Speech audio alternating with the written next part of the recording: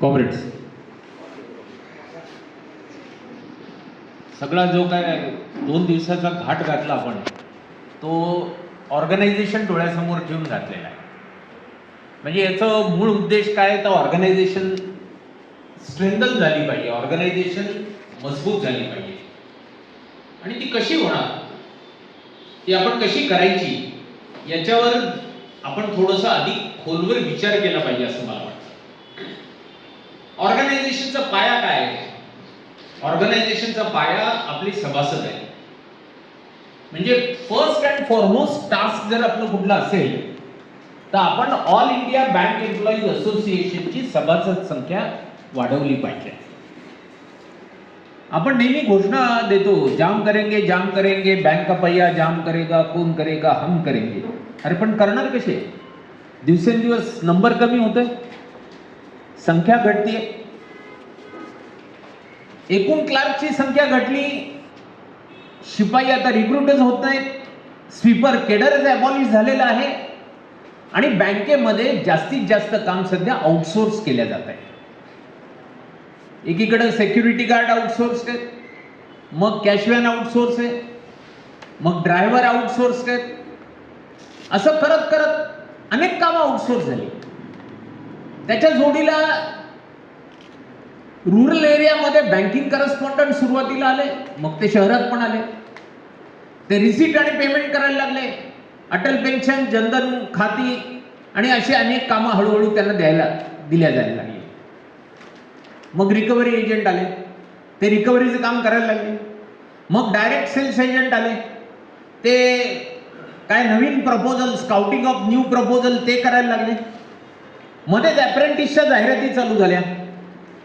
Bank of Maharashtra, Bank of India, Punjab National Bank, वेगवेगळ्या बँकांनी अप्रेंटिसच्या जाहिराती केल्या. काही नाही तर नाही, फक्त पासबुक प्रिंटिंग का होईना त्या काम त्यांना दिलं जाईल की सिस्टीम मध्ये कुठलं इंटरफेसिंग नाहीये. म्हणजे सध्या ऑर्गनायझेशन म्हणून आपल्या पुढे सगळ्यात मोठं चॅलेंज जर कुठलं असेल, तर आपली सभासद संख्या कमी होती. त्याला एक मार्ग रिक्रुटमेंट आहे. जोपर्यंत रिक्रुटमेंट होत नाही तोपर्यंत आपला नंबर वाढत नाही. पण फक्त एकच आहे का तो, याला सोडू अजून काही आहे? ते जर बघितले तर आपल्याला लक्षात येतं की आपण मेजॉरिटी रेकॉग्नाइज युनियन आहोत, याची एक सुस्ती पण आपल्यामध्ये आलेली आहे. नवीन रिक्रुटमेंट झाल्यानंतर ते आपल्या फोल्डमध्ये आले पाहिजेत, ते आपल्या संघटनेचे सभासद झाले पाहिजेत, म्हणून जाणतेपणी आपले कार्यकर्ते प्रयत्न करतात का? काही ठिकाणी सेना युनियन आहे, काही ठिकाणी बीएमएसशी अफिलिएटेड एनओबीडब्ल्यू आहे. अशा वेगवेगळ्या संघटना वेगवेगळ्या बँकेमध्ये रायव्हल युनियन म्हणून काम करतात. ते आपापल्या परीने आपली मेंबरशिप वाढवायचा प्रयत्न करतात. मग आपण आपल्या पुढाऱ्याला सांगतो त्या बदल्यांचे प्रश्न सुटत नाहीत म्हणून सेनेची सभासद संख्या वाढतीये. सेना अग्रेसिव्ह आहे, आपण अग्रेसिव्ह नाहीये म्हणून आपली सभासद संख्या वाढत नाही. अशी अनेक कारण आपण देतो. आणि या कारणाचा शेवट काय, तर म्हणून नवीन आलेले जे लोक आहेत किंवा मर्जर नंतर जुन्या ओबीसी मधले किंवा जुन्या सिंडिकेट बँकेमधले, आंध्र बँकेमधले लोक हे मेंबरशिप सोडून गेले. ऑल इंडिया बँक एम्प्लॉईज असोसिएशनला 8 दशकांचा इतिहास आहे. उद्योग पातळीवर स्थापन झाल्यापासून आजपर्यंत मेजॉरिटी आहे. प्रत्येक बँकेमध्ये इंडियन ओव्हरसीज बँक आणि स्टेट बँक ऑफ इंडिया सोडली तर प्रत्येक बँकेमध्ये रेकॉग्नाइज्ड युनियन आहे.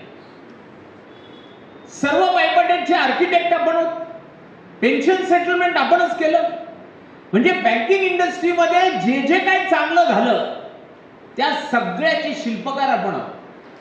मग या ज्या छोट्या छोट्या युनियन आहेत, ज्या पावसाळ्यातल्या छत्रीसारख्या उगवल्या, लोक त्यांचे मेंबर का होतात? आपण त्यांच्यापर्यंत पोहोचत नाही, आपण इफेक्टिव्हली त्यांना कम्युनिकेट करू शकत नाही, आपण त्यांना आपल्या फोल्ड मध्ये घेण्यासाठी कुठेतरी कमी पडतो. याचं आत्मपरीक्षण आपण केलं पाहिजे. आणि हे काम हे त्या युनियनच्या जनरल सेक्रेटरीचं फक्त आहे. अशी जर आपली समजूत असेल तर ती पहिले डोक्यातून काढून टाकली पाहिजे. शेवटी आपण त्या चळवळीमधले एक जर क्रियाशील कार्यकर्ते असू तर ती आपलीही जबाबदारी आहे. त्याच्यासाठी आपण काय करणार हे मला वाटतं तुम्ही ज्या स्तरावर काम करता त्या ठिकाणी त्या कार्यकर्त्याची पहिली आणि फॉरमोस्ट रिस्पॉन्सिबिलिटी आहे. तुम्ही कारण सांगता, त्याच्यासाठी अनेक मी आता जे म्हटली ती कारण सांगता, पण मला असं वाटतं की आज नवीन जी जनरेशन येते ती टेक्नोसेवी आहे. गुगलवर जाऊन AIBA काय पाहते, NCB काय बघते, बेफी काय बघते, सगळं बघते. त्यामुळे त्याला सगळ्या युनियन्स पण कळतात, माहिती आहेत. आपण कुठेतरी कमी पडतो. ही जी आपल्यामधली त्रुटी आहे ती आपण ओव्हरकम करू शकलो पाहिजेत. हे पहिलं आणि सगळ्यात महत्वाचं ऑर्गनायझेशनल टास्क आहे. दुसरी गोष्ट, आज समाजामधलं वातावरण याचे पडसाद बँकेमध्ये पण उमटतात. समाजामध्ये हा हिंदू तो मुसलमान हे एक वातावरण आहे. पुन्हा हिंदू असतील तर त्याच्यामध्ये हा मराठा, मग तो 96 कुळी, हा ब्राह्मण, मग तो देशस्थ ऋग्वेदी ब्राह्मण, मग आणखी हा अनुसूचित जाती जमातीचा, असे अनेक कप्पे. हे जर कप्पे युनियनच्या जन्मापासून तसेच काम करत राहिले असते तर all India Bank Employees association आज जी संघटना आहे ती संघटना उभी राहू शकली नसती. माझी जात कुठली, माझा धर्म कुठला, माझी भाषा कुठली, हे सगळं बँकेत येत असताना बँकेच्या बाहेर मी ठेवतो. बँकेमध्ये मी लागलो तर मी बँक कर्मचारी हा आपला लसावी आहे. तुम्ही जर गणितामध्ये शिकला असाल तर तो आपल्यामधला कॉमन थ्रेड काय, आपण सगळे बँक कर्मचारी आहोत. आणि आपण जात, धर्म, भाषा या कुठल्याही गोष्टीला महत्व देत नाही.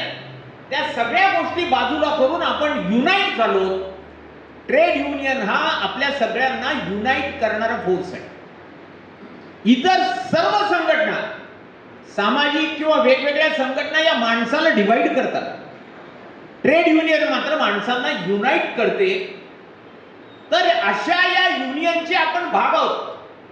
त्यामुळे आपण युनियन मध्ये काम करत असताना बेसिक जर कुठली गोष्ट आपल्या मनाला समजावून सांगायला पाहिजे तर यापैकी कुठल्याही गोष्टीवर मी बँकेमध्ये काम करत असताना विश्वास ठेवणार नाही. आपण युनियन मध्ये ऑपरेट होत असताना शेवटी जिवंत माणसं आहेत.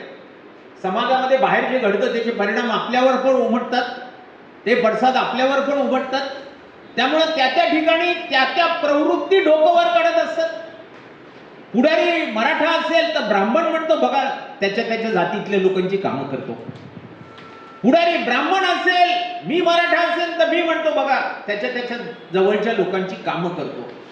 मध्यमवर्गीय बँक कर्मचाऱ्याची आजूबाजूला घडणाऱ्या घटनांकडे बघण्याची जी दृष्टिकोन आहे तो इतका सीमित आहे की तो त्याच्या पलीकडे विचार करत नाही. आपण जर ट्रेड युनियनचे कार्यकर्ते असू तर आपल्यामध्ये हे कुठेतरी आपण बिंबवायला पाहिजे की या सगळ्या गोष्टीला ट्रेड युनियन मध्ये काहीही स्थान नाही. आणि असं असतं तर आपण एवढे वाढलंच नसतो. 8 दशकापासून आपण जो प्रवास केला तो प्रवास करू शकलो नसतो. आज मुंबईमध्ये एक काळ सेना प्रचंड ऍग्रेसिव्ह होती. त्यांनी बँकेत युनियन स्थापन केली. ते जोपर्यंत स्थानिय लोकाधिकार समिती म्हणून काम करत होते तोपर्यंत ठीक होतं. काही बँकेत ट्रेड युनियन काढली पण नंतर त्यांच्या लक्षात आलं त्यांच्या मर्यादा काय. मुंबईमध्ये मुंबई मराठी भाषिकांची म्हणून आपण लोकांना रॅली राऊंड करू शकतो, पण मी चेन्नई, बँगलोरमध्ये किंवा लखनौमध्ये गेलं तर हे माझं नाणं चालत नाही. बँकिंग ही एक ऑल इंडिया ऑर्गनायझेशन आहे. काश्मीर ते कन्याकुमारी आहे. तुमच्यापैकी ज्या लोकांनी AIBAचं अधिवेशन, युथ कन्व्हेन्शन अटेंड केलं असेल त्यांना AIBA ही संघटना म्हणजे काय याचं विश्वरूप दर्शन झालं असेल. ही संघटना ही पूर्ण देशाला एका सूत्रामध्ये गुंफते. सूर्यकांत महाडिक म्हणून IDBIचे एक पुढारी होते रिझर्व्ह बँकेचे. चेन्नईच्या एका अधिवेशनाला मी ज्या ट्रेन मधून गेलो त्याच ट्रेन मध्ये ते होते. ते चेन्नईला ट्रेन मधून उतरले. चेन्नईमध्ये हिंदी बोललं तर ते तुम्हाला काही दादच देत नाही. म्हणजे त्यांना समजत असेल तरी समजतं हे चेहऱ्यावरून दाखवत नाही. इंग्लिश आपल्या लोकांचं तोडकं मोडकं असतं. आणि मग काय मीडिया ऑफ कम्युनिकेशन तिथे. ते जेव्हा बाहेर आले आणि बोलायला लागले तर खुणांनी बोलावं लागलं. मग त्यांनी त्यावेळी काढलेले उद्गार मला आज अजूनही आठवतात. हे काम आपलं नाही बाबा, हे AIBच करू जाणे. हे कशातून आलं, ही गोष्ट काय दाखवते. आणि दुसऱ्या दिवशी जेव्हा AIBचं प्रोसेशन चालू होतं, कॉन्फरन्सच्या अगोदर जे आपण एक शोभायात्रा काढतो, त्या शोभायात्रेमध्ये सुरुवातीला मंगोलियन वंशाचे आसाम आणि नॉर्थ ईस्ट मधले बँक एम्प्लॉई होते. तिथे मातृसत्ताक पद्धती असल्यामुळे महिला जास्त होत्या. केरळ मधल्या लुंग्या होत्या, पुन्हा तामिळनाडूतली लुंगी होती, पुन्हा आंध्र तेलंगणा मधली पण लुंगी होती. त्याच्यातही फरक होता त्या लुंग्यांमध्ये. प्रत्येक जण आपापल्या भाषेत घोषणा देत होता, वर्दिल्लालू वर्दिल्लालू, AIBA वर्दिल्लालू. आम्ही सांगत होतो AIBA कोणाची घोषणा देतो. हे काय दाखवतं, हा जो जगद्व्याप देश आहे त्या देशाला एकत्रित गुंफणारी ही All India Bank Employees Association संघटना आहे. आणि ही जी AIBAची वैचारिक पार्श्वभूमी आहे, बैठक आहे, त्या बैठकीमुळे आपण ही संघटना अखिल भारतीय संघटना म्हणून 8 दशकानंतर पण आपलं अढळ स्थान कायम ठेवू शकलेलो आहोत.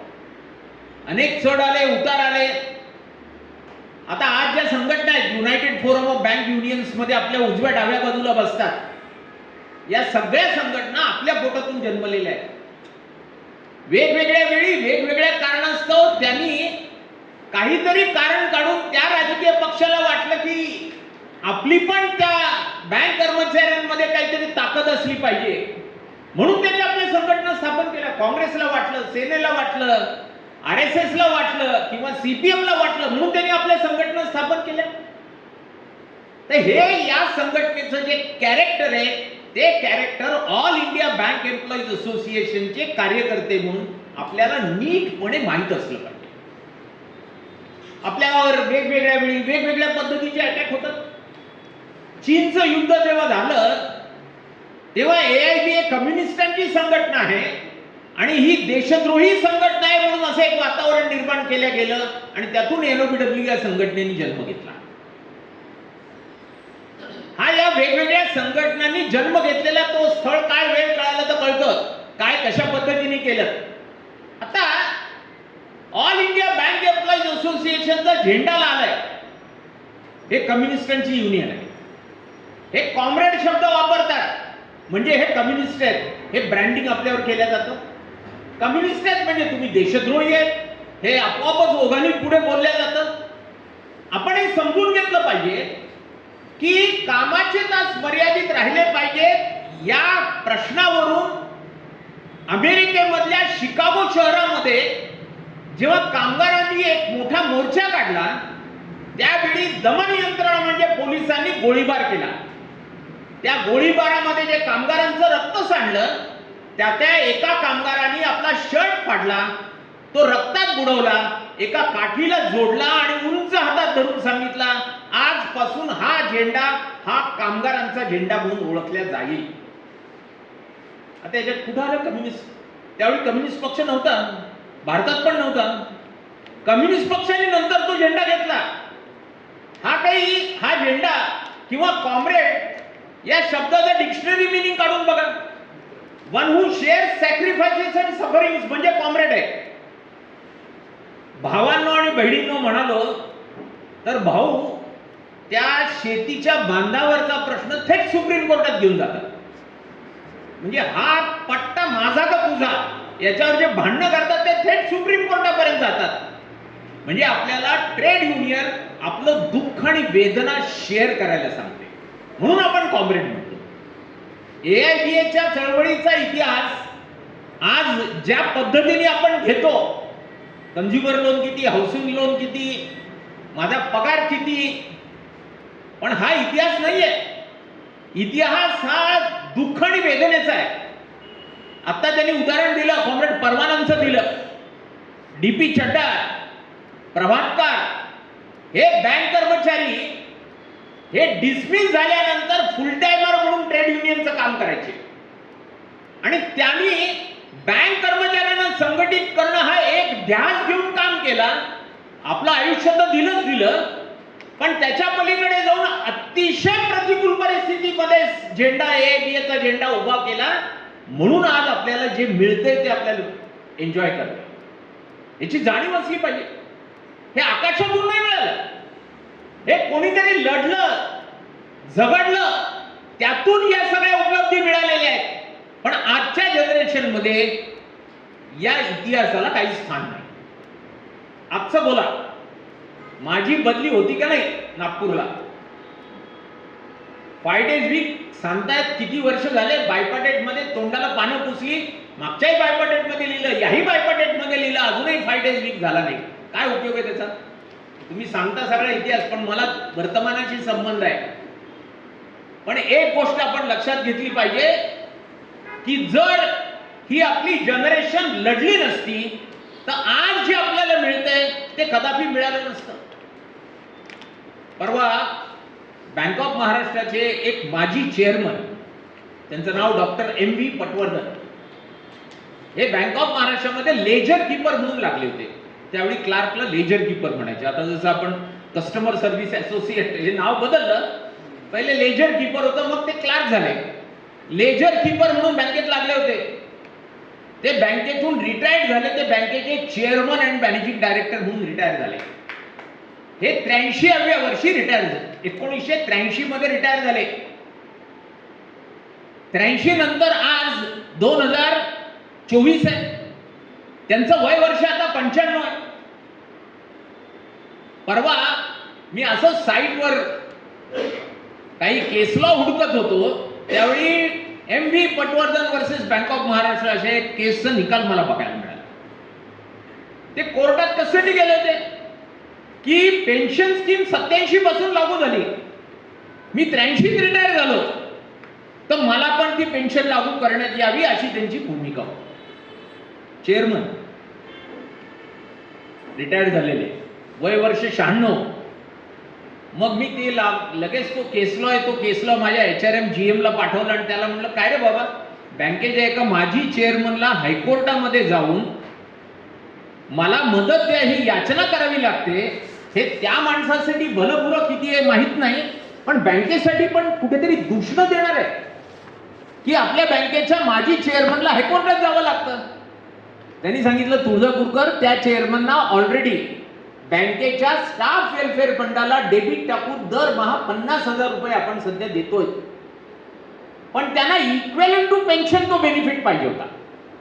म्हणजे पेन्शन जर त्यांना 1 लाख मिळाली असती तर तो 1 लाख रुपये बेनिफिट पाहिजे होता. म्हणजे ज्याला पेन्शन मिळाली नाही तो म्हणतो मला पेन्शन पाहिजे, पण ज्याला पेन्शन लागू आहे तो म्हणतो युनियन काहीच करत नाही, पेन्शन अपडेशन होत नाही. काय फायदा युनियनचा? रेग्युलर पेन्शन अपडेशन झालं पाहिजे. लोक हे विसरतात की AIBA मुळे पेन्शन मिळाली. पेन्शन हा वृद्धत्वात जगण्यासाठीचा आधार किंवा काठी आहे. ती नसती तर, हे डॉक्टर पटवर्धनांना खूप चांगलं कळालं वयाचे 96व्या वर्षी. आणि त्यांना सांगितलं, हा एक वाईट योगायोग आहे की 1982 साली AIBA युनियननी लढाई लढली बँक ऑफ महाराष्ट्रामध्ये, आणि तेव्हा बँक ऑफ महाराष्ट्रामध्ये स्टाफ वेलफेअर फंड याचा जन्म झाला. त्याच्यातून त्यांना ते 50,000 रुपये दिले जात आहेत. किती मजेशीर योगायोग आहे की त्यावेळी मला आठवतं 2 तासाचा संप केला, त्यांच्या विरुद्ध आंदोलन केलं. त्या सगळ्याचा आउटकम म्हणून तो 1983 साठी वेलफेअर फंड झाला, जो त्यांना शेवटी आधार सिद्ध झाला. त्यामुळे युनियन हे आजच्या आणि ताबडतोबीच्या प्रश्नावरून युनियनकडे बघणं, ही जी आपल्या मेंबरची सवय आहे ती आपल्याला दूर करता आली पाहिजे. जवळची पोस्टिंग किंवा मला ट्रान्सफर याच्यावर आपण युनियनला कडेचं जे व्हॅल्युएशन करतो किंवा युनियन म्हणजे काय हे समजतो, ही समजूत दुरुस्त करण्याची आवश्यकता. इतर संघटना आणि AIBA मध्ये फरक काय? AIBA चा मेंबर झाला तर लवकर बदली होते आणि दुसऱ्यांचा मेंबर झाला तर उशिरा बदली होते. याच्यासाठी AIBA मोठी नाही. हे काही AIBAचं क्रेडिट नाही. लोकांचे प्रश्न सोडवणे हे आपलं इन्सिडेंटल काम आहे. जाता जाता अनेक काम आहेत, त्यातलं एक काम आहे. पण याच्यासाठी युनियनचा जन्म झालेला नाही. युनियनचा जन्म हा मुळात या बँकिंग इंडस्ट्रीमध्ये होत असलेलं शोषण थांबलं पाहिजे. पण आता शोषण म्हटलं तर ते घिसापिटा शब्द आहे. कुठे आलं शोषण? एक काळ होता ज्या काळामध्ये बँकेच्या मॅनेजरला डॉग अलाउन्स मिळत होता. त्यावेळी बँकेत काम करणाऱ्या क्लार्कच्या पगारापेक्षा डॉग अलाउन्सची रक्कम ही जास्त होती. म्हणजे बँक कर्मचाऱ्यांची अवकाश ही कुत्र्याची पण नव्हती. या फेज मधून आपण गेलेलो आहे. त्यामुळे शोषण होतं काय नव्हतं, होतं शोषण.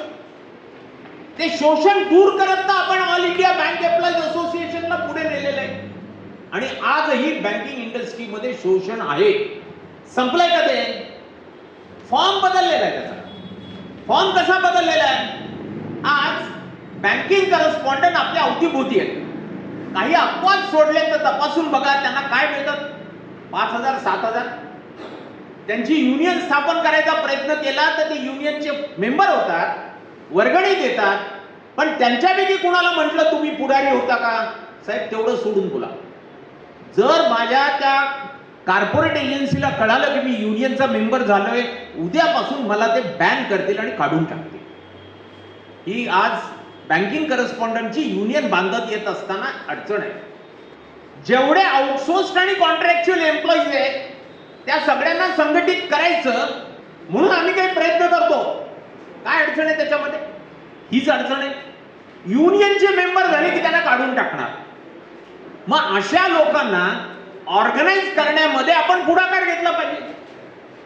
आपल्याला जर दरमहा 60,000 रुपये पगार मिळणार असेल आणि त्याला 6,000 रुपये मिळणार असेल, त्याला कुठलीही रजा नाही, मेडिकल नाही, हॉस्पिटलायझेशन नाही, इतर कुठल्याही बेनिफिट नाही आहेत. म्हणजे आज ऑल इंडिया बँक एम्प्लॉईज असोसिएशनची धरोहर पुढे घेऊन जायची असेल तर दुसरं टास्क आपलं जे आहे ते बँकिंग सिस्टीम मध्ये जे अनऑर्गनाइज्ड आहेत त्यांना ऑर्गनाइज करणं हे आपल्या पुढचं दुसरं चॅलेंज आहे. आम्ही राज्य स्तरावर काही प्रयत्न करतोय. आम्ही सर्क्युलर काढतो, पोस्टर काढतो, कम्युनिकेशन पाठवतो. त्याला अपवादात्मक कधी अंगठे बघायला मिळतात, त्याच्या पलीकडे काही नाही. त्यामुळे आम्ही ऑर्गनायझेशन म्हणून या ट्रेड युनियन कॅम्प नंतर जर आम्ही काही ऑर्गनायझेशन म्हणून कॉल दिले तर त्या कॉलला किमान काही ऍक्टिव्ह रिस्पॉन्स मिळावा अशी आमची अपेक्षा आहे. हे सगळं करण्यामागचा प्रपंच काय, करण्यामागचं कारण काय? तर तुम्हाला सेन्सिटाईज करणं की ऑर्गनायझेशन म्हणून आज आपले असलेलं जे स्थान आहे ते जर टिकवून ठेवायचं असेल तर आपण काय केलं पाहिजे म्हणजे ते टिकेल. तर ते या गोष्टी आहेत की आपण अनऑर्गनाइज सेक्टर जे आहेत बँकिंगच्या पेरिफेरी मधले त्यांना ऑर्गनाइज केलं पाहिजे. त्यातूनच आपण आपली ताकद वाढवू शकणार आहोत. तसं दुसरंही एक आहे, जर आउटसोर्स्ड एम्प्लॉईला पीएफ द्यायचा, पगार वाढवून द्यायचा, रजा द्यायची, तर मग बँक म्हणेल मग रेग्युलरच घेतो ना, मग कशाला आउटसोर्स. म्हणजे आपली रिक्रुटमेंटची डिमांड जी आपली पुढे न्यायची ती पुढे नेत असताना आपल्याला आउटसोर्सिंगला विरोध किंवा आउटसोर्स एम्प्लॉईला ऑर्गनाइज करून त्याचे पण प्रश्न सोडवले पाहिजेत. या दुहेरी अंगाने त्या प्रश्नाला भिडावं लागेल तर रिक्रुटमेंटचा प्रश्न सुटणार. त्यामुळे आज या अनऑर्गनाइज सेक्टरला ऑर्गनाइज करणं हे ऑर्गनायझेशन म्हणून आपल्या पुढचं दुसरं चॅलेंज आहे. फार तुम्ही आपापल्या ठिकाणी करू नका, पण आम्ही काही सर्क्युलर्स पाठवली त्यांच्यापर्यंत पोहोचवा. त्यांना मेंबर केलं तर तो फीडबॅक आम्हाला द्या. त्यांचे प्रश्न असले तर आम्हाला कळवा. आणि किमान ते लोक तुमच्या संपर्कात जिथे कुठे येतात त्यांना नीट वागवा. अनेक जे बँकिंग करस्पॉन्डंट आहेत त्यातले काही चुकीच्या पद्धतीने वागतात हे अगोदरच सांगतो.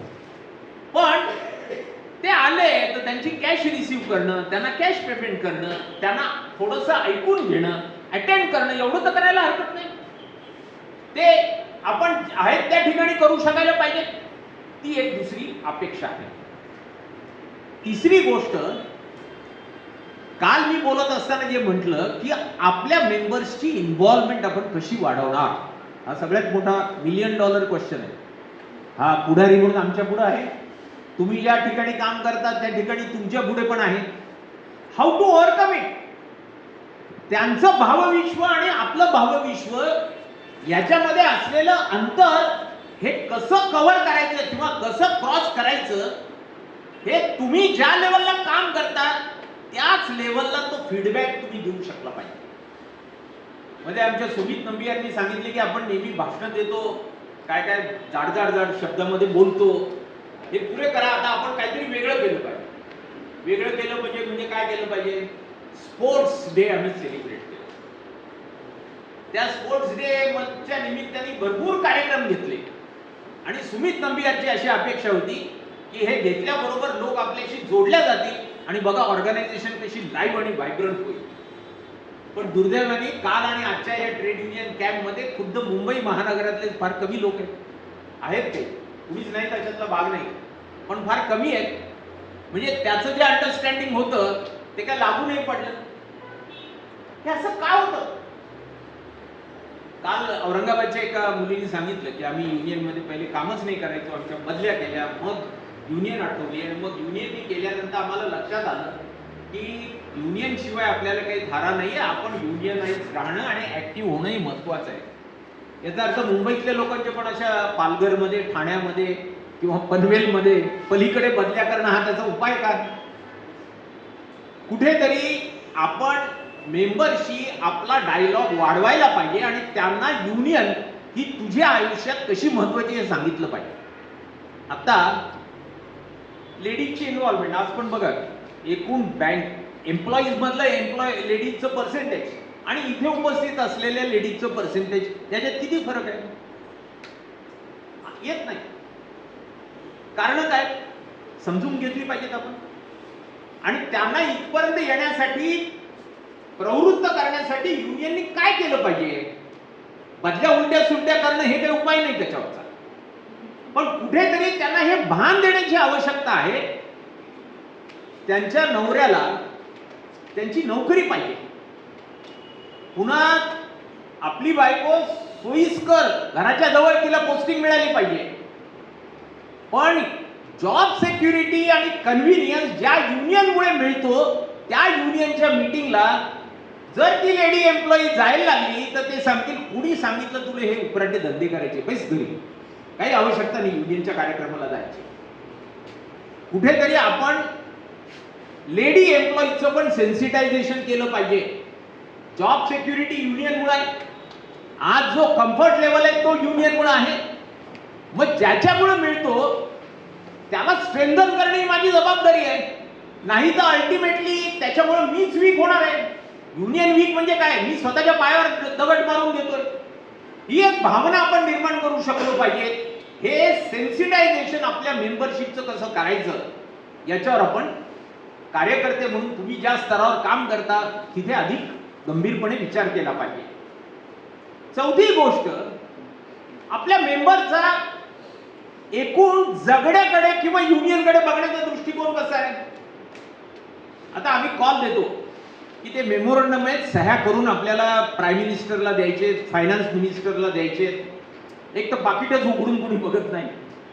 समजा आम्ही पाठवलं, पाकिट उघडलं, तुमच्यापर्यंत पोहोचलं, सह्या करून द्यायच्या, दिल्या काय नाही दिल्या काय? मग बेसिक जो मेंबरचा ऍटिट्यूड आहे, मला काय त्याचं, मी नाही केलं तर फरक काय पडतो? माझी काय सही टॅली करून बघणार आहे का निर्मला सीतारामन की मी त्या कणकवलीच्या कुठल्या ब्रँच मध्ये काम करणाऱ्या एम्प्लॉईनी सही केली आहे का नाही? आणि असाच भाव आपल्यापैकी अनेक लोकांच्या जवळ असतो, मेंबर्स जवळ असतो. त्यामुळे युनियननी दिलेले कॉल हे ज्या रिलिजियसली इम्प्लिमेंट केल्या जायला पाहिजेत ते होत नाही. हा जो इंडिफरंट ऍटिट्यूड आहे तो ऍटिट्यूड मोडून काढणं, तो कसा मोडून काढायचा हे पण ऑर्गनायझेशन म्हणून आपल्या पुढचं चॅलेंज आहे. मला आठवतं आमच्याकडे बीड जिल्ह्यामध्ये एक परळी ब्रँच होती. त्या परळी ब्रँचला एक सबस्टाफ होता आणि बाकीचे सगळे 8 लोक एनओबीडब्ल्यूचे मेंबर होते. आम्ही डेमॉन्स्ट्रेशनचा कॉल दिला की तो अत्यंत निष्ठेने एकटाच बाहेर यायचा आणि घोषणा द्यायचा, AIBA जिंदाबाद, डाऊन डाऊन चेअरमन, काय घोषणा, एकटाच. बरं त्यावेळी काही व्हॉट्सअपही नव्हतं की त्याला फोन करून फोटो काढून लगेच काहीतरी ग्रुपवर टाकायचा होता. म्हणजे जेन्युइन निष्ठा होती त्याची युनियनवर. पण नंतर त्या एका सबस्टाफनी अख्ख्या बीड जिल्ह्यातले जवळजवळ 32 मेंबर जे NOBWचे होते ते AIBA काढले. इतक्या चिवटपणे तो त्या ठिकाणी युनियनचं काम करत राहिला. तेवढी निष्ठा, तेवढी चिकाटी नको.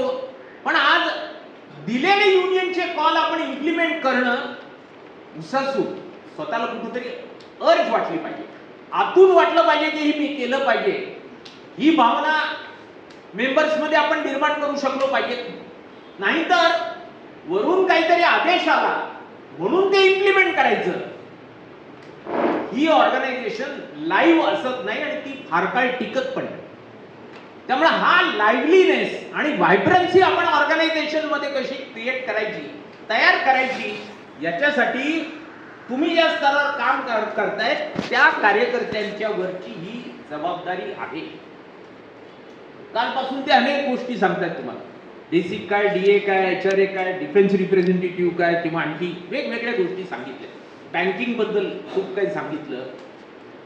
त्यातलं तुम्हाला डिफेन्स रिप्रेझेंटेटिव्ह मध्ये जास्त इंटरेस्ट होता, कारण आजूबाजूला कोणाला तरी मेमो शोकॉज नोटीस मिळत आहे, तर त्याला उत्तर कसं द्यायचं हे. पण बाकीच्या गोष्टी ऐकल्या तुम्ही, कितपत त्या आत गेल्या, काही इकडं आल्या तिकडून गेल्या माहित नाही. पण जे आजूबाजूला घडतंय ते काय घडतंय आणि कसं घडतंय त्याच्याकडे बघायचा जो दृष्टिकोन आहे, तो दृष्टिकोन तुम्हाला देणं हे या वर्कशॉप मागचा उद्देश आहे. बँकिंग मध्ये खूप काही घडतंय. सध्या सगळ्या बँकांच्या बॅलन्स शीट एकदम मजबूत आहे, फील गुड आहे. बँकिंग मध्ये आपल्या प्रत्येक मेंबरकडे गेल्या महिन्याभरात भेटल्यानंतर पहिला प्रश्न विचारला जायचा, PLI चं काय झालं, कधी मिळणार PLI, काय झालं IBA मध्ये निगोशिएशन. अरे परफॉर्मन्स लिंक इन्सेंटिव्ह काय, पगार पाहिजे का तुम्हाला, परफॉर्मन्स लिंक पगार पाहिजे, चांगलं काम करता म्हणून घ्यायचा. AIB ने त्याला विरोध केला होता की परफॉर्मन्स लिंक वेजेसला आमचा विरोध आहे. आज ज्या बँका प्रॉफिट मध्ये दिसत आहेत ना, त्या आणखी वर्ष दीड वर्षांनी पुन्हा लॉस मध्ये जाणार. त्याला तुम्ही नाही जबाबदार. आणि लॉस मध्ये गेल्यावर देणार का तुम्ही, लॉस मध्ये आल्या म्हणून पगार कपात देणार, होणार नाही ना. म्हणजे बेसिक AIBA म्हणून आपला स्टँड काय, परफॉर्मन्सशी माझा संबंध नाही. या अर्थाने नाही की मोठी कर्ज तुम्ही वाटाल ती बुडीत झाली म्हणून बँक तोट्यात गेली म्हणून तुम्ही मला पगार कमी द्यायचा किंवा इन्सेंटिव्ह द्यायचा नाही, ही भूमिका घेणार असाल तर मला मान्य नाही. आता वेगवेगळ्या बँका कर्ज कशा वाटतात बघतो आपण. गोल्ड लोन, ते काय gold loan day, gold loan week, gold loan fortnight साजरा करतात की या आठवड्यात गोल्ड लोन भरपूर वाटले पाहिजे. प्रत्येक बँकेचा गोल्ड लोनचा पोर्टफोलिओ प्रचंड वाढतोय. मग पर्सनल लोन, मग 2 व्हीलर 4 व्हीलर, काय आणखी कंझ्युमर लोन, याचा मारा चालू आहे. हाऊसिंग लोन, पहिले आपण सांगायचो 25% मार्जिन पाहिजे, मग 20% केली. मग आपण सांगितलं आपलं जे काय फर्निचर आहे ते पण प्रोजेक्ट मध्ये ऍड करा. मग सांगितलं रजिस्ट्रेशन चार्जेस पण त्याच्यात टाका. मग आता आपण 90% हाऊसिंग लोन द्यायला लागलो. मग ते त्याच्या पगारात बसत नाही म्हणून आपण इन्स्टॉलमेंट बलूनिंग केला. सुरुवातीला कमी आणि नंतर वाढवत वाढवत येणे केल्या प्रकारे तू कर्ज घे. आणि आता कोरोना झाल्यानंतर काहींच्या नोकऱ्या गेल्या, काहींचे पगार घटले आणि त्याचा रिझल्टंट इफेक्ट म्हणून बँकांचे NPA वाढायला लागले. मग आपण आयडिया काढली, एक मोठं लोन NPA झालं की एक छोटं लोन दे, ते लोन डिस्बर्स करून त्या मोठ्या लोन मध्ये वळतं करून घे आणि मग ते NPA टाळ. पण ते टळणार नाही. आज नाही उद्या कुठेतरी ते NPA आपल्याला फेस करावं लागणार आहे. बँकिंग मध्ये होत असलेले हे जे बदल आहेत ते बदल आपण इसेन्शियली समजावून घेतले पाहिजे, कारण ते आपल्या रोजीरोटीशी संबंधित आहेत. आणि त्याला बँक ऑफ महाराष्ट्र, सध्या बँक ऑफ महाराष्ट्र इंडस्ट्री लेवलवर सगळ्यात चांगली बँक, जो तो येतो तो सांगतो नंबर 1 बँक. आम्ही पण सांगतो बघा आमची बँक नंबर 1 आहे. आम्हाला अजून माहिती आहे नंबर 1 म्हणजे नेमकं काय. आम्ही आमचे सहकारी जेव्हा बोलतात तेव्हा सांगतो नाही नाही बाबा पाठीवर पाठ फुटून घेतो, पण नंतर सांगतो बाबा रे गव्हर्नमेंटची डिपॉझिट आहेत, आता गव्हर्नमेंट डिपॉझिटमध्ये पण HDFC बँक इतकी कॉम्पीट करते की ते आता हळूहळू कमी व्हायला लागले इतर बँकांच्या स्पर्धेत. आमचा CD रेशो आता 82% गेलेला आहे, म्हणजे CD रेशो वाढायला स्कोप नाही आहे. एकूणच बँकेमध्ये आता क्रायसिस उंबरठ्यावर उभा आहे. वेगवेगळ्या बँकांची वेगवेगळ्या फ्रंटवरची परिस्थिती काही फारसा बदल नाही आहे. म्हणजे युनियन कुठलीही भूमिका जी घेते त्याच्या मागचा पर्स्पेक्टिव्ह काय तो आपण समजून घेतला पाहिजे. फाइट इज वीक हो पाहिजे, पण फाइट इज वीक झाल्यानंतर माझे आवर्स जर तेच राहणार असतील किंवा वाढणार असतील तर कशासाठी पाहिजे फाइट इज वीक? आवर्स कमी झाले पाहिजेत ना. आज आता मी कामाच्या ठिकाणी काम करतो तेव्हा कॉन्सन्ट्रेशन करावं लागतं, त्यामुळे त्याच्या माझ्या मेंदूचे काय डिप्रिसिएशन होतं, माझ्या आयसाईटवर त्याचा ॲडव्हर्स इफेक्ट होतो. हे सगळं जर लक्षात घेतलं तर मला आज जे माझं ॲव्हरेज एज आहे, जेवढे वर्ष मी जिवंत राहू शकतो ते राहायचं असेल तर माझे कामाचे तास कमी केले तर राहू शकतो. एका सायंटिफिक दृष्टिकोनातून जर बघितलं तर आज कामाचे तास कमी केले गेले पाहिजेत. पण याच्यापेक्षा आज मला फाइट इज वीकचा प्रश्न महत्वाचा वाटतो. बायपाटेट नाही झालं तरी चालेल, पण फाइट इज वीक पाहिजे होता. पण आता लक्षात यायला लागलं लोकांना की झालं हे बरं झालं, नाही तर बायपाटेटही गेला असतं आणि फाइट इज वीकही गेला असता. आणि माहित नाही आपल्याला 23 तारखेला निर्मला सीतारामनच्या पुतळीतून काय बाहेर पडणार आहे. आज वेगवेगळ्या ठिकाणी आज शंकरनी एक बातमी सर्क्युलेट केली, कदाचित बँकिंग कंपनीज अमेंडमेंट ऍक्ट या 23 तारखेच्या बजेट सेशन मध्ये पायलट केला जाऊ शकतो. तर सगळे डायमेन्शनच बदलतील. आणि कल्पना करा जर बायपार्टेट वेज रिव्हिजन आपण घेतलं नसतं, जे आपल्यातले अनेक लोक अनसॉलिसिटेड ऍडवाइस देत होते, एकही दिवस संप नाही तर 15%, मग 2 दिवस संपत 17%, 3 दिवस संपत 18%, आपल्याला वाढवून मिळाले असते. काय हरकत आहे थांबायला? आणि थांबलो असतो तर आज काय झालं असतं? त्यामुळं युनियन घेत असलेल्या या भूमिका आहेत, त्या भूमिका प्रॉपर पर्स्पेक्टिव्ह मध्ये खालपर्यंतच्या सभासदापर्यंत आपण पोहोचवू शकलो पाहिजे. पण आपल्याकडे गॉसिप ही एक मोठी विचित्र गोष्ट आहे. आपल्या काउंटरवर दुनियाभरचे गॉसिप करतो, काही खरं नाही हो. AIBA शेवटपर्यंत फाइट इज वीकला बळजबरी म्हणत होती, पण खरं म्हणजे AIBA नको होतं fight is weak, award staff युनियनला नको होतं, त्यामुळे झालं हे सगळं त्या CHPचं आहे. मागच्या बायपाटेटच्या वेळी तर काय गॉसिप होतं, CHPच्या मुलाला कुठलं तरी एक मोठं कॉन्ट्रॅक्ट मिळालं, काहीशे कोटी रुपये मिळाले म्हणून CHPने बायपाटेटवर सह्या केल्या, त्यामुळे आपल्याला वेज रिव्हिजन कमी मिळालं. मग मी खास लोकांग्रस्त एकदा CHPनं विचारलं, का हो तुमच्या मुलाला खरंच का कॉन्ट्रॅक्ट मिळालं? ते म्हणले मला मुलगाच नाही हो, मला एकच मुलगी आहे. आता काय सांगायचं लोकांना? पण बँक कर्मचारी म्हणून गॉसिपिंग मध्ये आपल्याला भयानक इंटरेस्ट आहे. आपल्या आहेत त्या ठिकाणी काय माहिती, हे पुढारी लोक आहेत ना, युनियनचं अकाउंट त्यांच्या हातात असतं, माहित नाही तुम्हाला काय आयुष करतात. गाड्या आहेत, बंगले आहेत, मस्त बँकेत काम करावं लागत नाही, नुसती आयुष करतात. बोलायला काय येतं आपल्याला? आपल्याला मीटिंगला बोलवलं तरी जायचं नाही. काय होतं ते सांग मला आल्यानंतर, मीटिंगला नाही जायचं. तर हा जो शॉप फ्लोअरवर हे जे गॉसिपिंग आहे, ते गॉसिपिंग बंद करून प्रॉपर इन्फॉर्मेशन तिथपर्यंत डिलिव्हर करणं आणि त्याला मोल्ड करणं हे तुमच्या स्तरावरच्या काम करणाऱ्या कार्यकर्त्याचं काम आहे.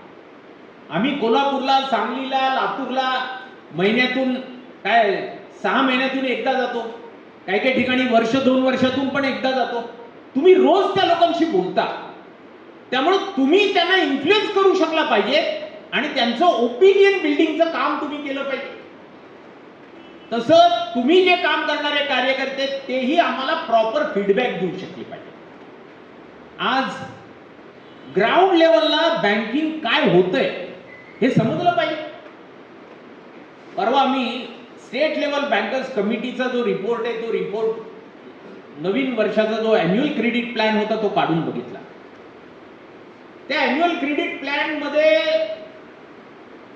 मुंबई, ठाणे आणि पुणे 3 जिल्ह्यामध्ये फक्त 90% बँकिंग आहे, कर्ज वाटली जाणार 90% मुंबई, ठाणे आणि पुणे 3 जिल्ह्यात.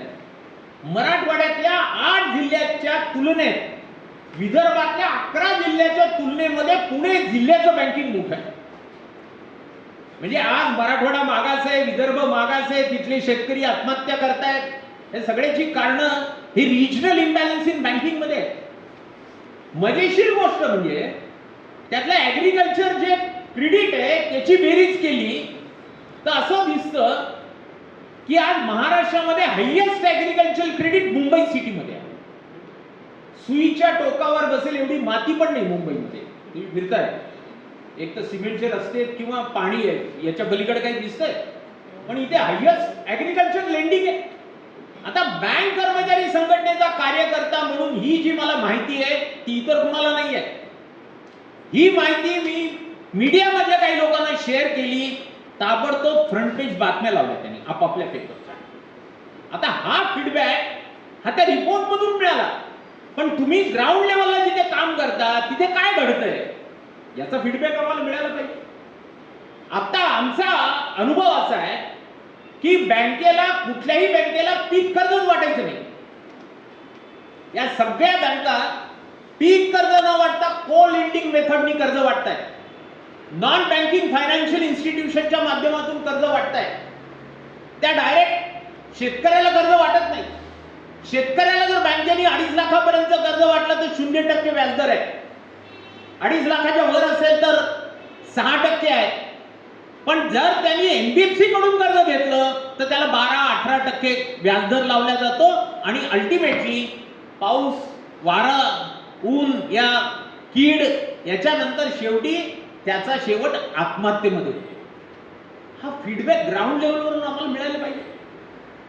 पण ग्राउंड लेवलवरून फक्त बदली न झाली की मात्र असा फोन येतो की जग बुडतंय आता, आणि त्यावेळी पुढाऱ्याचा फोन लागला नाही तर त्याच्या बाजूच्या माणसाचा नंबर आपण हुडकून काढतो, त्याला सांगतो कुठे गेले एम शंकर, नाही आहेत का मुंबईमध्ये, कुठे गेले अनिल प्रभू.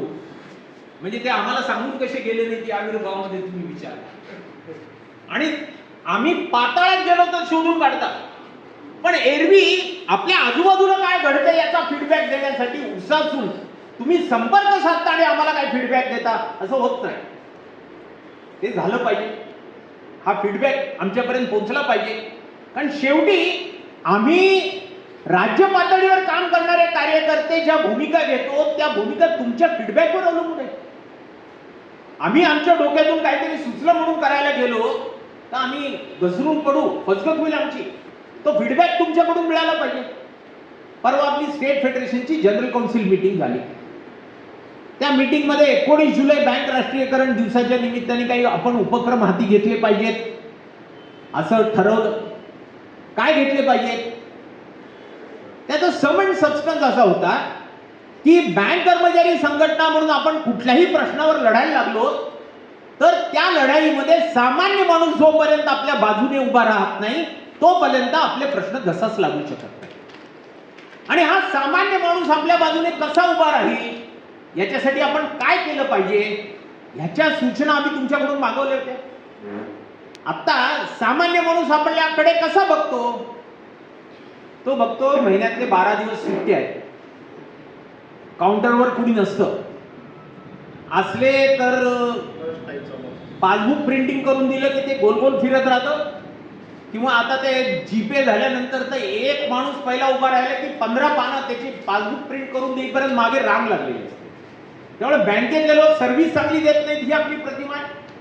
म्हणजे कस्टमर सर्व्हिस ही पहिली कॅज्युअलिटी आहे, आपल्याला ती फेस करावी लागते ती.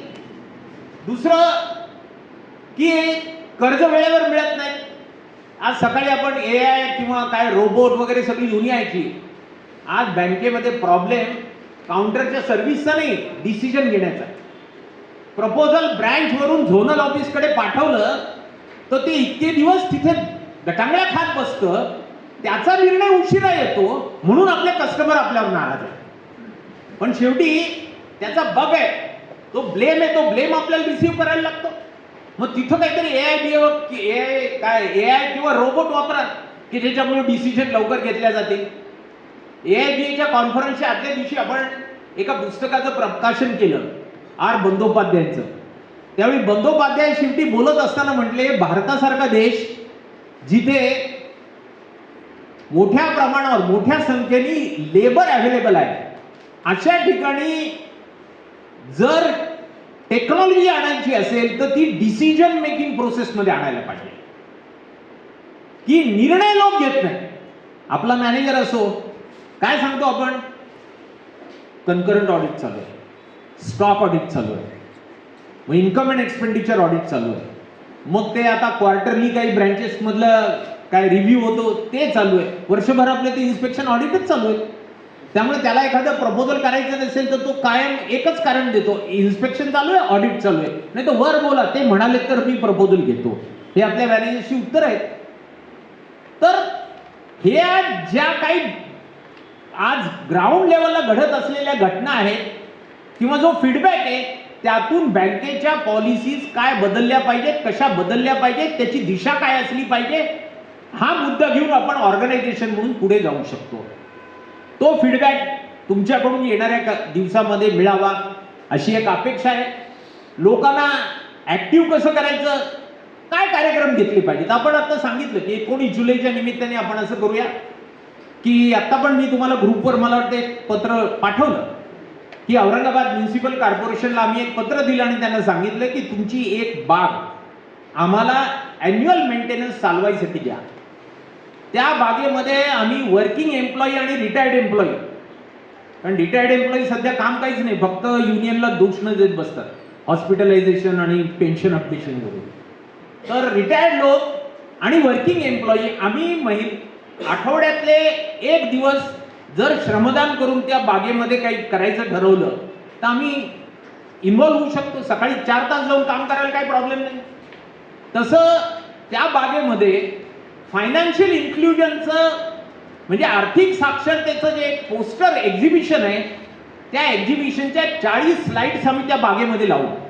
म्हणजे त्या बागेत येणारे लोक ते बघतील आणि त्या गार्डनचं नामकरण करून आम्ही फायनान्शियल लिटरसी गार्डन असं करू, असं प्रपोजल आम्ही औरंगाबादच्या म्युनिसिपल कमिशनरला दिलं की तुम्ही अप्रूव्ह करा, आम्ही ते करतो. त्याच्यासाठी काही पैसे लागले तर आम्ही स्टाफ मिळून सगळे कॉन्ट्रीब्यूट करतो.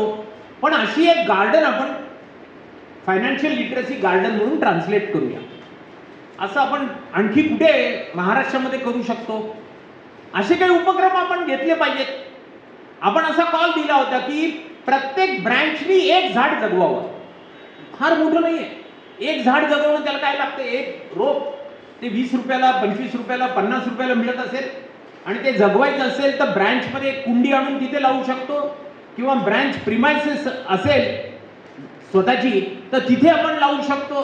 हे उपक्रम राबवणं फार कठीण नाहीये, पण हे आपल्याला कुठंतरी भावलं पाहिजे, हे भिडलं पाहिजे की आपण केलं पाहिजे. आणि का आलं, ही सूचना कुठून आली की आज पर्यावरण आणि त्याची जी काही क्षती आहे ती जर बघितली तर पर्यावरणाच्या सुधारण्यासाठी आपण काहीतरी केलं पाहिजे, यातून ही सजेशन आली.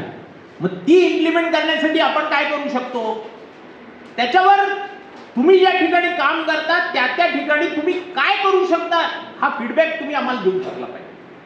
आणि आज आता मला असं वाटतं स्वयंस्फूर्तीने असं वाटणं, असं एक्सप्रेस होणं, ते अंमलात आणणं हाच आपला सगळ्यात मोठा प्रॉब्लेम आहे. तुम्हाला कुठल्याही विषयावर बोलतं करायचं असेल तर प्रोव्होक करावं लागतं.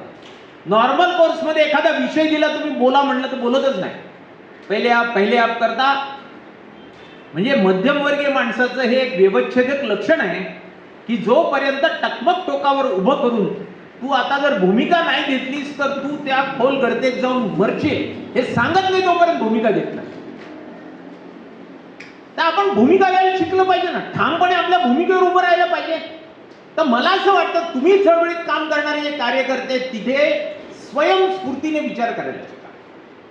तुम्ही स्वतः काय आपण हातात घेऊ शकतो उपक्रम, त्याचा फीडबॅक आम्हाला द्या. तुम्ही ज्या ठिकाणी आहेत त्या ठिकाणी इम्प्लिमेंट करायचा प्रयत्न करा. पण हे एका चळवळीतल्या कार्यकर्त्याचं काम आहे. मला आठवतं मी नवीन जेव्हा युनियनचं काम करत होतो तेव्हा माझ्या भागामध्ये जवळजवळ 80% एनओपीडब्ल्यू आणि 20% एआयबी होते. लेडीजची त्यावेळी संख्या होती आणि सगळ्या लेडीज या एनओपीडब्ल्यूच्या मेंबर होत्या. मग नंतर मी बघितलं त्यावेळी युनायटेड वेस्टर्न बँकेची एक जाहिरात आली होती आणि त्या युनायटेड वेस्टर्न बँकेच्या जाहिरातीत लिहिलं होतं की ladies should not apply. United western bank headquarter साताऱ्याला होती, ती जी नंतर IDBI बँकेत मर्ज झाली. त्या बँकेमध्ये एकमेव युनियन होती BMSची, एनओपीडब्ल्यू आणि ऑफिसर्समध्ये नोबो 100%. मी ती जाहिरात घेतली आणि सगळ्या त्या लेडीजना इंडिव्हिज्युअली पत्र करून दिलं, तुम्ही अशा युनियनच्या सभासद आहात जी सभासद तुम्हाला चूल आणि मूल याच्या पलीकडे तुम्ही काहीही करता कामा नये असं सांगते. ते म्हटल्याबरोबर सगळ्या लेडीजनी एनओपीडब्ल्यूचे राजीनामे दिले आणि त्या AIB मध्ये जॉईन झाले. हे मला माझ्या पुढाऱ्यांनी असं तू कर म्हणून सांगितलेलं नव्हतं. त्या ठिकाणी त्या गोष्टी आपल्याला सुचल्या पाहिजेत. त्या ठिकाणी आपण काय केलं तर ऑर्गनायझेशन वाढू शकतो. आज आता वेगवेगळ्या ठिकाणी SC/ST एम्प्लॉईज वेलफेअर असोसिएशनच्या वतीने कॉल दिला जातो की तुम्ही झिरो कोड करा, म्हणजे तुम्ही कुठल्याच युनियनचे मेंबर राहू नका. आणि मग त्यांचे जे प्रमुख पुढारी आहेत ते म्हणतात नाही मी तिकडे काम करतो तर मी मेंबर कसा राहू. जेव्हा बँकिंग इंडस्ट्रीमध्ये जॉबच क्रिएट होत नाही, आउटसोर्स केल्या जातात, कॉन्ट्रॅक्ट सिस्टीम मोठ्या प्रमाणावर राबवल्या जाते, त्याचा सगळ्यात वाईट परिणाम जर कुणावर होत असेल तर तो SC/ST वर. कारण रिक्रुटमेंट असेल तर रिझर्वेशन आहे, रिक्रुटमेंटच नाही त्यामुळे रिझर्वेशन लागूच होत नाही. अशा वेळी त्या SC/ST पुढाऱ्याला सांगितलं पाहिजे, बाबा रे डॉक्टर बाबासाहेब आंबेडकरांना अभिवादन करून मी तुला एक छोटा प्रश्न विचारतो की तू कोणाच्या बाजूने उभं राहणार. तुला आरक्षणाच्या बाजूने उभं राहणार का विरोधात उभं राहणार. आम्ही जेव्हा आउटसोर्सिंगच्या विरोधात संप करतो तेव्हा या SC/ST employees welfare association call देतात की तुम्ही संपावर जाऊ नका, कामावर जा. त्यांना आपण एक्सपोज केलं पाहिजे. कुठेतरी त्या ठिकाणी आपण काही भूमिका घेऊन लोकांमध्ये एक वातावरण तयार करायचा प्रयत्न केला पाहिजे. परवा मी बघितलं त्या एका एनओपीडब्ल्यूच्या पुढाऱ्यांनी पॅलेस्टियनला त्या देशातल्या रहिवाशांवर जी झालेली आपत्ती आहे ती लक्षात घेता त्यांना AIBने मेडिकल एड म्हणून 3 वर्षापूर्वी काही मदत दिली होती आणि ते सर्क्युलर 3 वर्षापूर्वीचं सर्क्युलर काढलं, सगळीकडे सर्क्युलेट केलं आणि त्यांनी सांगितलं बघा पॅलेस्टियनला मदत करतायत म्हणजे हे देशद्रोही आहेत, राष्ट्रद्रोही आहेत, असं सर्क्युलर काढून त्यांनी काही ग्रुपमध्ये वाटलं. मी ताबडतोब YouTubeवर गेलो आणि अटल बिहारी वाजपेयींचं एक भाषण हुडकून काढलं. त्यात ते असं सांगतात की पॅलेस्टाईन यांच्यावर इस्रायलनी केलेलं जे आक्रमण आहे ते गैर आहे आणि भारत हा देश काल आज आणि उद्या कायमपणे पॅलेस्टियनच्या बाजूने उभा राहील. ते जेव्हा सर्क्युलेट केलं तेव्हा त्याची तोंड बंद. आता हा जो थिंकिंग प्रोसेस आहे हे वाटणं आणि हे आपण लोकांमध्ये घेऊन जाणं, ह्याच्यासाठी तुम्ही तुमच्या लेवलला थोडं प्रोएक्टिव्हली स्टँड घेतला पाहिजे. मी जेव्हा कार्यकर्ता म्हणून तुमच्यासारखा काम करायचो त्यावेळी प्रत्येक गोष्ट काही धोपेश्वरकरला विचारून नाही करायचो किंवा नांगरेला विचारून नाही करायचो. काही काही वेळा लाइटनिंग स्ट्राईक करायचो. तो केल्यानंतर धोपेश्वरकर त्या युनियन ऑफिसमध्ये आलं की आमची झाडाझडती घ्यायची, शिव्या द्यायच्या आम्हाला की कुणी सांगितलं तुम्हाला हे ॲडव्हेंचरिझम करायला. पण आम्ही ते करून मग त्यांना भेटत होतो. तसं आता तुम्ही उत्स्फूर्तपणे कुठं काही केलंय मग आम्हाला सांगितलं असं मला तरी आठवत नाही गेल्या कित्येक वर्षामध्ये. करा ना, म्हणजे प्रत्येक वेळी काय आम्ही सांगणार का तुम्ही त्या ठिकाणी तुम्ही तुमच्या मॅनेजमेंटला कसं हाताळा. याच्यासाठी काय रेसिपी आहे का किंवा काही असं रेडीमेड तुम्हाला रेडी रेकनर तुम्हाला द्यायचं असं होत नाही. त्यामुळे त्या ठिकाणी ऑर्गनायझेशन म्हणून आज आता याने डिफेन्स रिप्रेझेंटेटिव्ह वगैरे सगळं सांगितलं, आवश्यक आहे ते ऐका, पण कलेक्टिव्ह डिफेन्सला कुठलाही सबस्टिट्यूट नाही. तुम्हाला एकत्रितपणे जाऊन त्या मॅनेजरला सरळ करा. काही मेमो नाही, शोकॉज नोटीस नाही, चार्जशीट नाही, काही बंधक पडत नाही. पण त्यावेळी ते सुचलं पाहिजे, आपण तिथे तसे ऑपरेट झालो पाहिजे. त्यावेळी मी हळूच तुळजापूरकरला किंवा एनशंकरला फोन करेल, आता मी काय करू, मी सांगणार आहे का तुला, तू जा मॅनेजरच्या थोबाडीत मार. मी तर शेवटपर्यंत नाही सांगणार. तुझ्या मॅनेजरला तुला हाताळायचं असेल तर तुलाच हाताळायचं आहे.